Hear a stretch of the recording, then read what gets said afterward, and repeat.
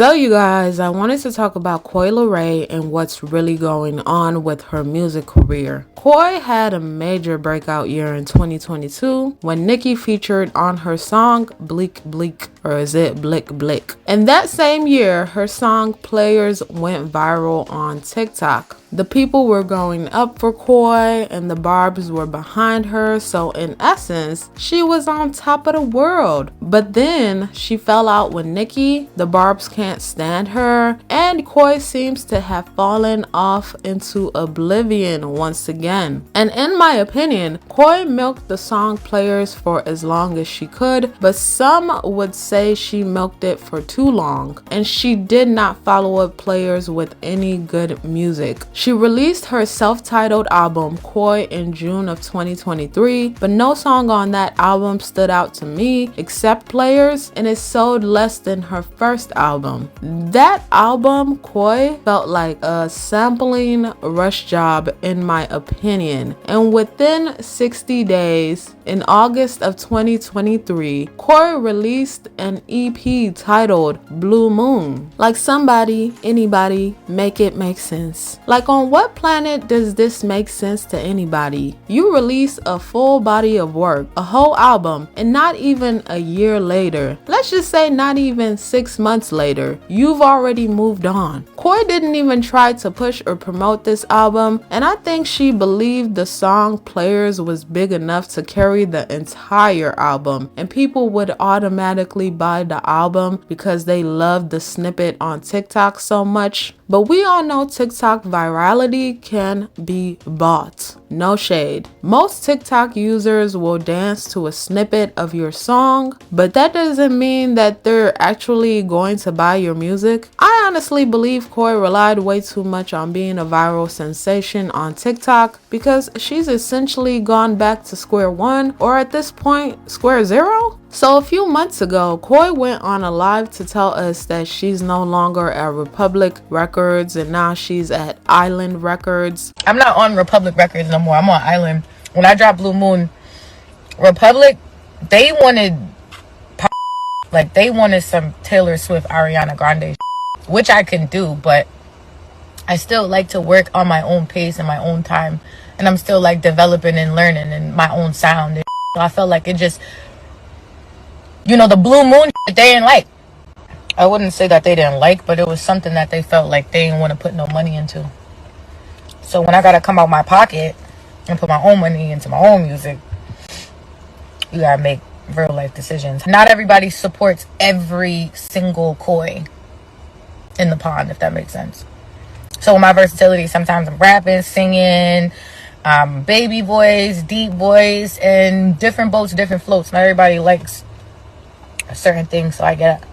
I be wanting to put out music, and people be like, my labels, they want to roll the shit out, and I get it. But I be like so up on just trying to drop. I feel like I be wanting to drop at least like fucking. I got so much music, and then I make the music, and then I get over it. Like I make the music, I go through a time. So I write through experience. So I have an experience, I make the music, and then I go through new experiences, and the music just sits on my phone. And I'm like, all right, I don't want to drop that. I'm not feeling like that this year. I felt like that last year. Now I'm with Island. January, February, March, April. It's been like 3 months. January, February, March, April, about to be 4 months. The transition is happening. And what I got from that video is Republic wanted her to do pop music, but since she's so versatile, she decided to do her own thing, and in turn they decided to not fund her EP.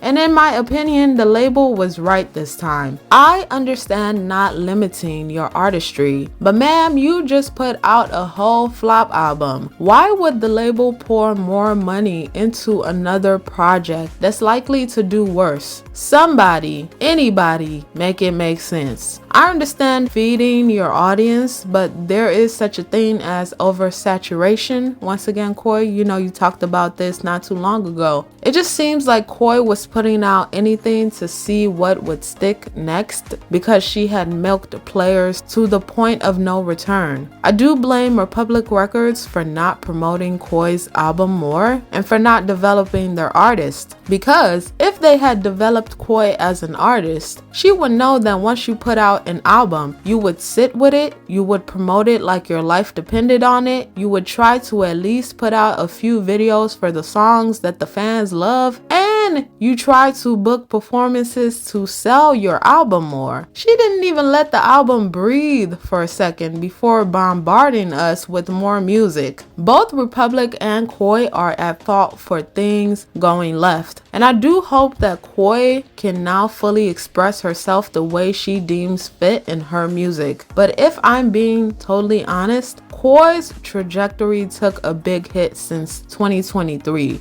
At one point, Coi Leray was slated to be one of the top female rappers in 2023, and in 2024 she has fallen off, which is crazy. I looked at Coi as an outlier that may be coming for the top spot, but I guess people are not feeling her recent music at all. Just like me, I'm not feeling it either. Is Coi going through the sophomore slump album era, or is the music simply not good enough? I think it's a combination of the music, the label, TikTok, the Nicki Minaj curse, and Coi's big ego. Because I personally think Coi Leray is very arrogant. For someone whose music barely sells, she's very arrogant, okay? They'll stream, but will the people buy your music, Coi, is what you need to be asking yourself. And while doing this video, something just popped into my head about Lola Brooke. Like, where is Lola Brooke? What happened to Lola Brooke? I haven't heard from her in a long time, since that song titled You featuring Bryson Tiller. And it's crazy how rappers are easily falling off the radar after one or two hits. I guess we are going back to talent after all. I hope both Coi and Lola can find another hit, because it's not looking too good out here for the viral girls. I would also suggest that Coi does go back to making pop songs because it worked for her in the past. And another thing that crossed my mind is, why was Republic so quick when it came to dropping Coi after she put out a smash hit in 2023, which seems rather odd to me. Wouldn't Coi be a little bit more regarded by her label? Like, wouldn't they hold her in high esteem for just breaking a lot of records over there? But with the music industry, to me, it's all smoke and mirrors. The more you look, the less you see. And let's think about it for a quick second. Was Players really a hit? Did it really have billions of views? Did it really have millions of streams? Was it all a lie? And was Coi being pushed by the music industry? But she probably wasn't ready to do their bidding, which is probably why they kicked her off to the side. They kicked her to the curb. And in 2024, Coi also informed us that she's still having issues with another former label named 1801 Records, and claims that a man named Billy Jade tried to ruin her and sabotage her career. And according to her, it's impacting her mental health, and she will not release music until their legal drama is officially over. And to be honest, y'all, Coi sounds like she is going through a lot, and to be honest, her best option would have been to go the independent route, because what if her stay at Island Records is short-lived too? Then what happens to her music career? Y'all pray for Coi, and hopefully her music can get back on track. So you guys, tell me what you thought about the topic that we discussed today, and I'll see you in my next one. Bye for now.